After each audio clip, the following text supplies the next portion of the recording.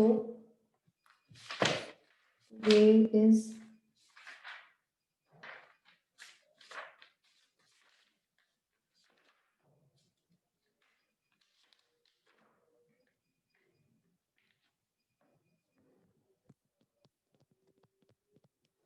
5th October 2020, and this is our fourth lecture of income tax. हम लोग discuss कर रहे थे कुछ डेफिनेशंस, जिसमें हमने जो फर्स्ट डेफिनेशन डिस्कस करी थी, that is definition of person. Person is defined under section 2 subsection 31 of Income Tax Act, और इसमें आपकी 7 कैटेगरीज आती हैं: individual, HUF, company, firm, AOP BOI, local authority and AJP. ये 7 पर्सन्स हमने डिस्कस किए थे. उसके बाद हमने डिस्कस करी थी डेफिनेशन ऑफ SSC, और SSC में हमने 3 पार्ट्स करे थे. दैट इज, एक तो इंक्लूसिव डेफिनेशन ऑफ SSC, दूसरा deemed SSC and SSC in default. फिर हमने डिस्कस किया था about assessment year and previous year, और इसमें मैंने आपको बताया था कि जो प्रीवियस ईयर है वो हम उस ईयर को बोलते हैं जिसमें आप इनकम अर्न करते हैं, the year in which income is earn. और जो इनकम आप प्रीवियस ईयर में अर्न करते हैं उसके ऊपर टैक्स लेवी किया जाता है इन द, टैक्स कैलकुलेट किया जाता है in the assessment year. General rule बताया था मैंने आपको कि 2019-20 प्रीवियस ईयर का जो टैक्स है वो कैलकुलेट किया जाएगा 2020-21 में. 2020-21 में जो इनकम अर्न करी है उसका टैक्स आप पे करेंगे 21-22 में. 22-23 में जो आपने इनकम अर्न करी है उसका टैक्स कैलकुलेट होगा 23-24 असेसमेंट ईयर में. दैट इज प्रीवियस ईयर के जो बिल्कुल नेक्स्ट ईयर होता है वो आपका असेसमेंट ईयर होता है, और उस असेसमेंट ईयर में आप टैक्स की कैलकुलेशन करते हैं. जनरल रूल तो यही है, लेकिन कभी कभी ऐसा होता है कि प्रीवियस ईयर ही आपका असेसमेंट ईयर बन जाता है. जिस साल में आप इनकम अर्न करते हैं कभी कभी उसी साल में आपको टैक्स कैलकुलेट करना पड़ता है. यहाँ पर जो आपका प्रीवियस ईयर है वही आपका असेसमेंट ईयर बन जाता है. ऐसे केसेस कौन से हैं? ऐसे कुछ केसेस हैं जो हम आज डिस्कस करेंगे, and these cases are known as exceptions. इनको आप एक्सेप्शंस कहते हैं.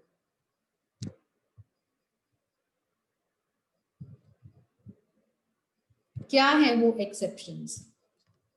तो हमारा जो आज का टॉपिक है that is exceptions to the general rule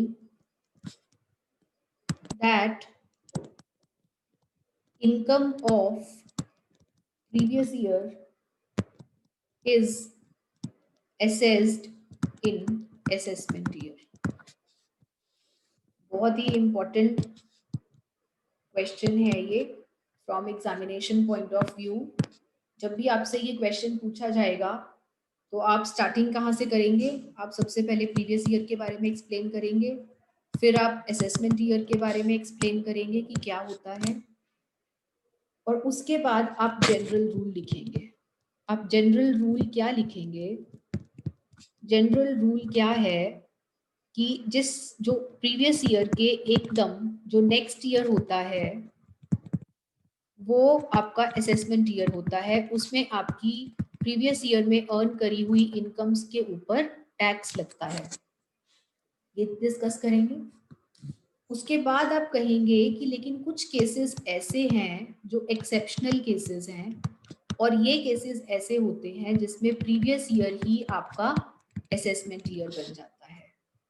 generally आपका previous year is not equal to assessment year, लेकिन एक्सेप्शनल केसेस में जो प्रीवियस ईयर है उसी में आपको टैक्स पे करना पड़ता है। Previous year is equal to assessment year. वो केसेस कौन से हैं, चलिए जी फटाफट डिस्कस करते हैं। The first exception is shipping business of non resident.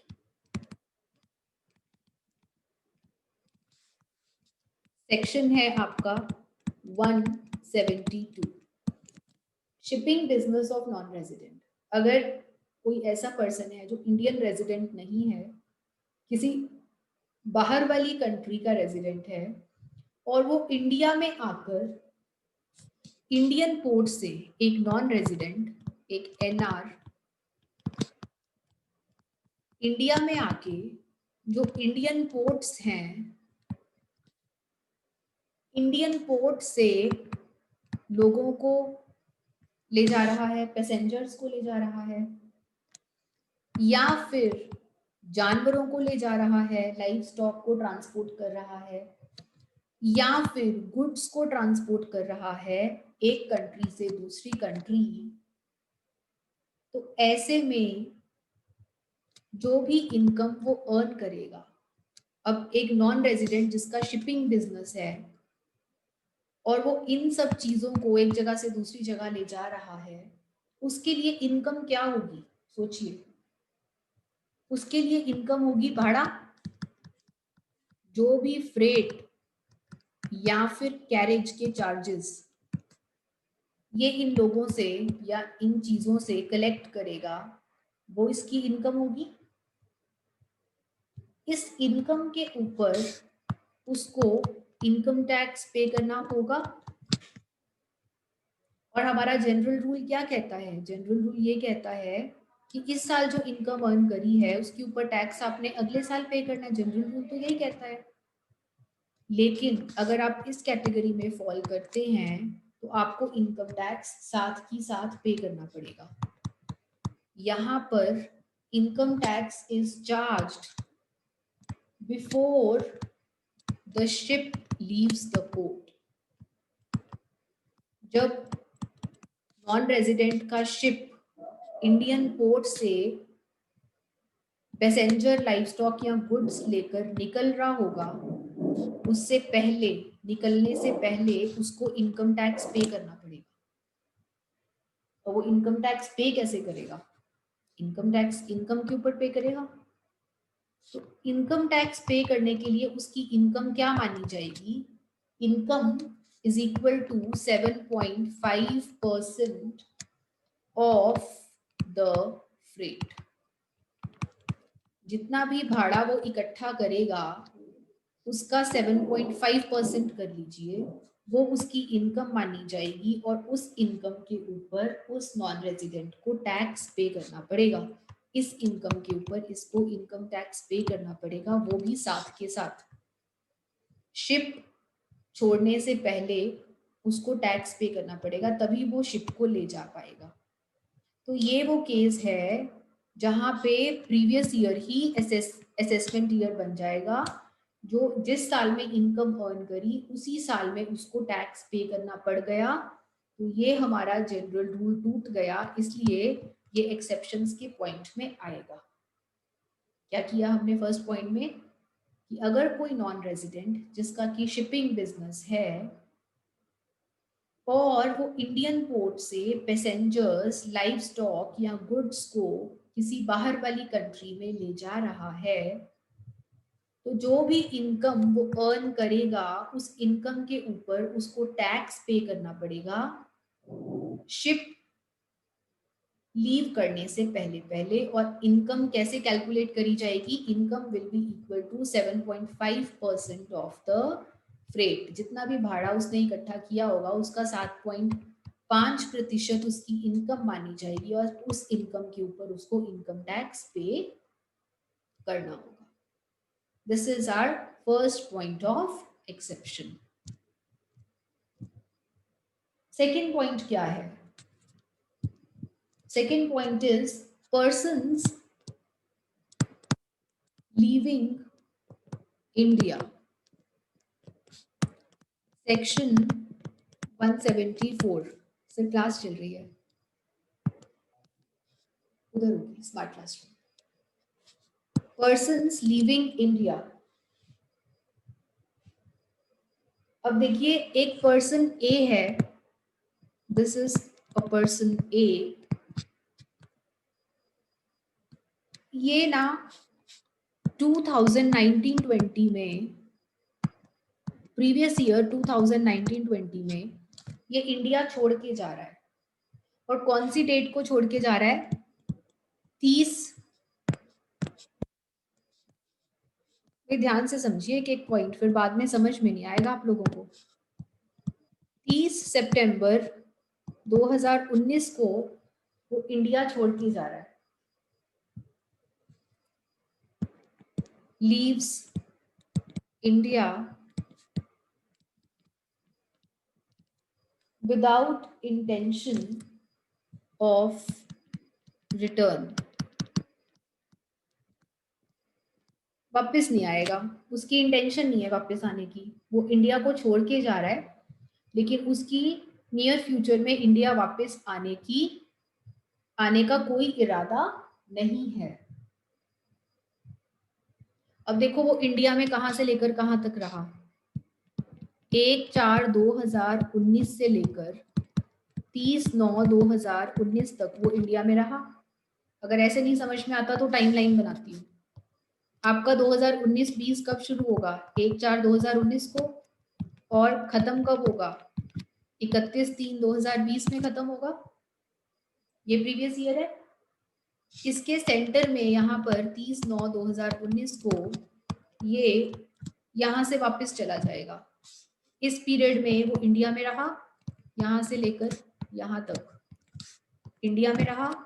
और उसके बाद यहाँ से लेकर यहाँ तक वो आउटसाइड इंडिया रहा। तो जब तक वो इंडिया में रहा इस टाइम यहाँ पे उसने कुछ ना कुछ इनकम अर्न करी होगी। जो उसने इनकम इंडिया में अर्न करी है उसके लिए उसने इंडियन रिसोर्सेज यूज करे। इंडियन रिसोर्सेज यूज करे हैं तो इस इनकम के ऊपर उसको इनकम टैक्स पे करना पड़ेगा। अब हम ये कहते हैं कि इस प्रीवियस ईयर का जो टैक्स है वो आप अगले साल पे कर सकते हैं, असेसमेंट ईयर में पे कर सकते हैं। लेकिन जब ये बंदा इंडिया से वापस चला जाएगा और इसका इंडिया में आने का इरादा ही नहीं है तो ऐसे में क्या ये ठीक नहीं रहेगा कि इसका टैक्स इसी साल इकट्ठा कर लिया जाए? सो ऐसे केस में आपका प्रीवियस ईयर ही आपका असेसमेंट ईयर बन जाएगा। 2019-20 में ही इसने इनकम अर्न करी और 2019-20 ही इसका असेसमेंट ईयर बन जाएगा। ये अगेन हमारे जनरल रूल का एक्सेप्शन है। आई होप आपको यहां तक समझ में आ गया है।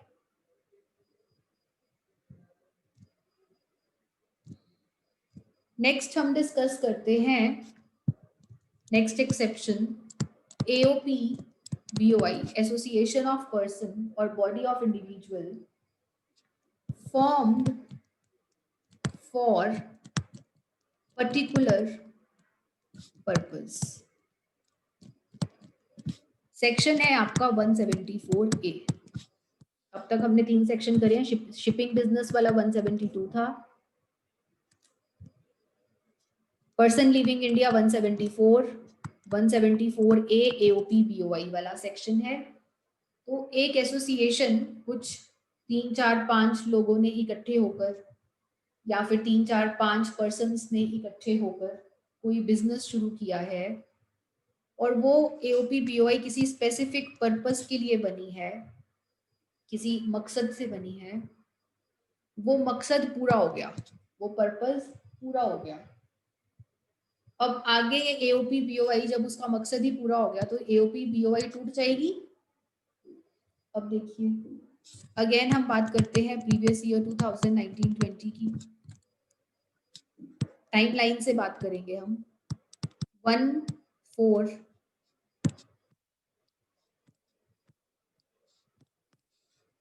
1/4/19 में शुरू हुआ, खत्म हो जाएगा 31/3/2020 में। इस साल की, इस प्रीवियस ईयर की असेसमेंट ईयर कब होनी चाहिए? 2021 में होनी चाहिए। अब देखते हैं कि 2021 में होगी या नहीं होगी। 1 अक्टूबर 2019 को ये जो एओपी बीओआई है ये डिसॉल्व हो गई। क्यों डिसॉल्व हो गई? क्योंकि इसका जो पर्पस था वो पूरा हो गया। ठीक है जी। लेकिन जो ये वाला टाइम था यहां से लेकर यहां तक, यहाँ पर इस एओपी बीओआई ने कुछ ना कुछ इनकम अर्न करी होगी। इस इनकम के ऊपर उसको इनकम टैक्स पे करना है। जनरल रूल के अकॉर्डिंगली इस इनकम के ऊपर इनकम टैक्स पे होना चाहिए इन द असेसमेंट ईयर 2021। लेकिन क्योंकि इसका मकसद पूरा हो गया, इनकम टैक्स अथॉरिटीज बाद में इसको कहाँ ढूंढती फिरेंगी, इसीलिए ऐसी एओपी बीओआई के ऊपर जो इनकम टैक्स है वो साथ ही साथ कलेक्ट कर लिया जाता है।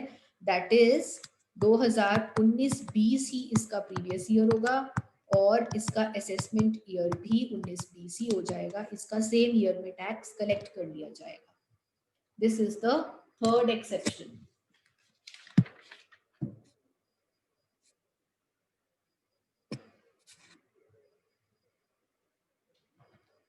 Next point of exception is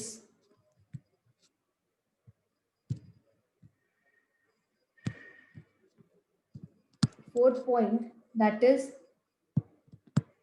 transfer of property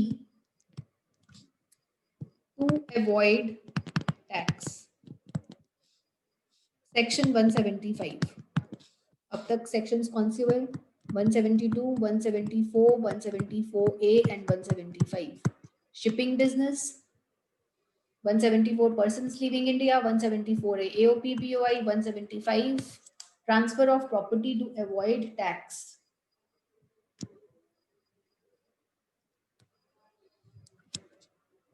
मेरे पास कोई बिल्डिंग या फिर कोई लैंड है और उसको मैं किसी और पर्सन को सेल कर रही हूँ या फिर ट्रांसफर कर रही हूँ,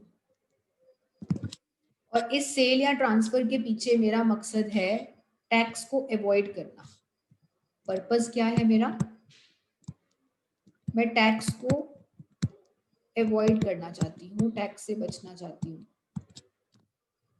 ऐसे में जो इनकम टैक्स अथॉरिटीज हैं वो अलर्ट हो जाएंगी और मुझसे टैक्स साथ ही साथ कलेक्ट कर लेंगी। यहाँ पे जो प्रीवियस ईयर है will be equal to assessment year 2019-20 previous year है और 2019-20 ही आपका असेसमेंट ईयर हो जाएगा, क्योंकि यहाँ पे आपका मकसद है टैक्स की चोरी करना। तो आपको जो इनकम टैक्स अथॉरिटीज है वो साथ ही साथ आपको पकड़ लेंगी और बोलेंगी लाओ जी हमें अभी टैक्स पे करो। Last point is discontinued business, वो बिजनेस जो अब बंद हो गया। 2019-20 में ये प्रीवियस ईयर था,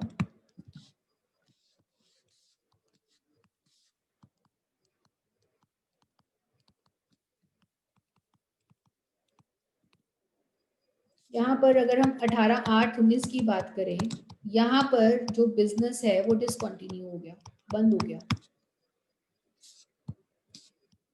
यहाँ पर कुछ ना कुछ इनकम अर्न करी होगी, इस इनकम के ऊपर टैक्स लग जाएगा प्रीवियस ईयर 2019-20 में ही। दैट इज जो प्रीवियस ईयर है वही आपका असेसमेंट ईयर बन जाएगा। इनकम टैक्स अथॉरिटीज कहती हैं क्योंकि अब आप बिजनेस बंद कर ही चुके हैं तो हम 1 साल के लिए क्यों वेट करें, हमें टैक्स साथ ही साथ इसी साल पे कर दो। सो दीज आर, ये आपका सेक्शन है 176 डिसकंटिन्यूड बिजनेस वाला. So these are some points of exception. फटाफट से रिवाइज कर लेते हैं.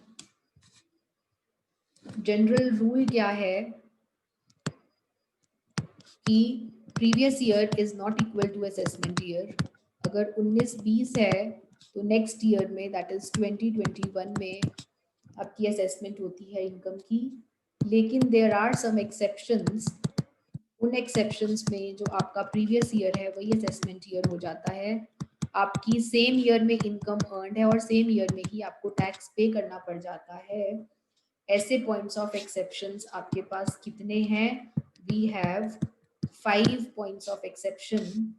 172 section, 174 section, 174A, section 175 and section 176. 172 में हमने बात करी थी shipping business of non resident.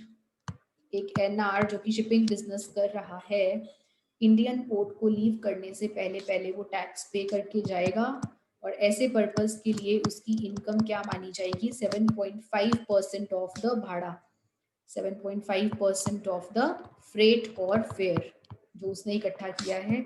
इस इनकम की उसको ऊपर उसको इनकम टैक्स पे करना पड़ेगा साथ के साथ. Section 174 persons leaving India.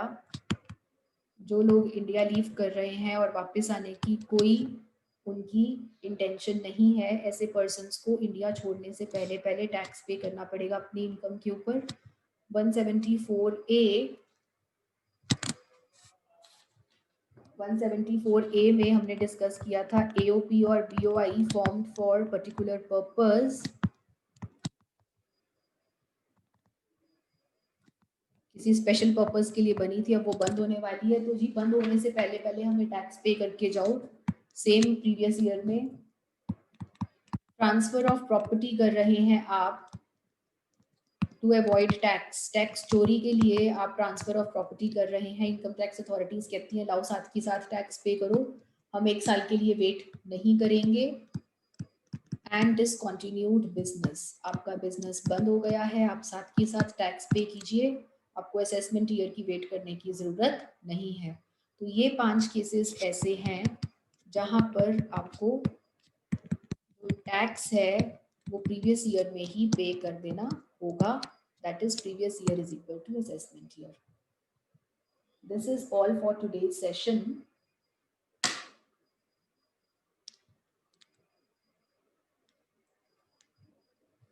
एक और चीज छोटी सी डिस्कस कर लेते हैं इसमें. डेफिनेशंस में हमारी 5th डेफिनेशन थी इनकम टैक्स की. इनकम की डेफिनेशन है. इनकम की definition will be discussed at the end of the syllabus.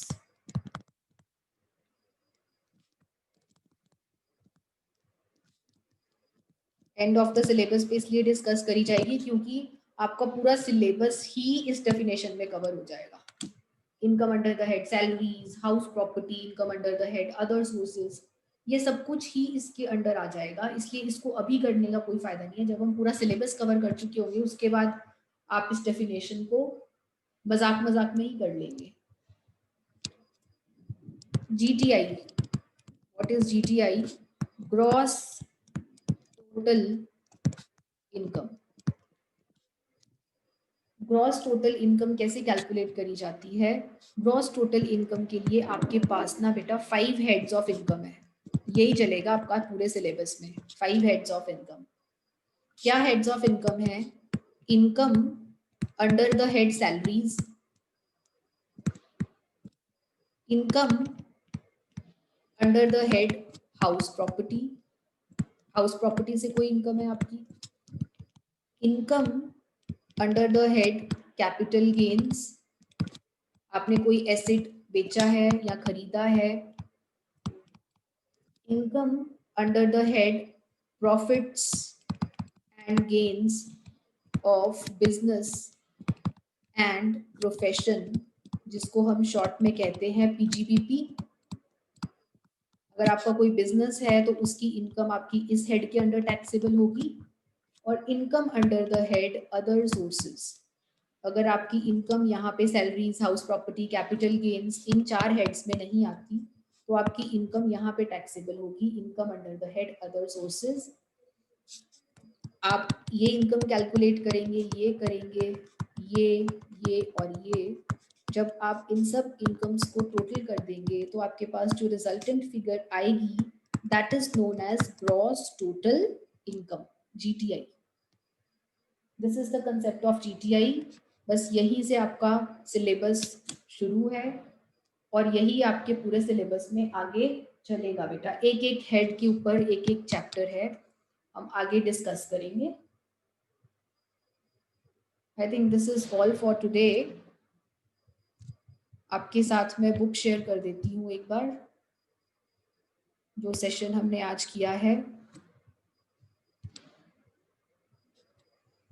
Book share कर देती हूँ। देखिए यहाँ पर क्या है, exceptions to the general rule.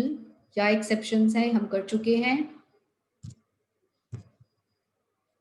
Shipping business of non residents 172, persons leaving India 174A, AOP BOI 174A, assessment of persons 175 and discontinued business 176।